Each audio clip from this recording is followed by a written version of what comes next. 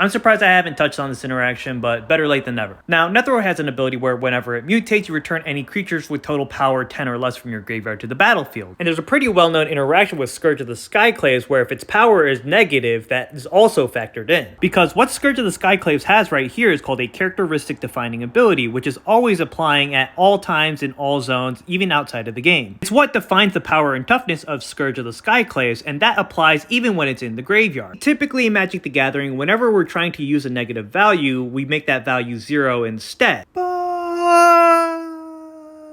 A creature's power and toughness is able to go negative. And if we're trying to do a calculation, we're allowed to use negative values. It's just if the result is negative, then that will end up being 0. So as long as the combined total values of power of the creatures you're bringing back from your graveyard to the battlefield is no greater than 10, then you can bring back all those creatures. So if the highest life total is 40, 20 minus 40 is negative 20. So if we mutate onto a creature with Nethroi, the combined total powers that we bring back from the graveyard to the battlefield has to add up to at most 10. This means if I bring back Desolation Twin, Colossus of Akros, and Breaker of Armies in my graveyard, that total power adds up to 30, plus negative 20 because we also have to bring back the Skyclave. 30 minus 20 equals 10, which is the maximum value of power that we can bring back to the battlefield. Bringing back all 4 of those creatures from the graveyard to the battlefield with Scourge of the Skyclaves dying as a state-based action. Now, the total value of everything you bring back doesn't have to be a positive value. We could just stop at Desolation Twin if we wanted to. This would be 10 plus negative 20, which is 10 minus 20, so it would be a negative 10. When the game sees that it's a negative total, it'll just use 0 instead and think that you're just bringing back 0 worth of power back to the battlefield, which that is also a completely fine and legal thing for you to do.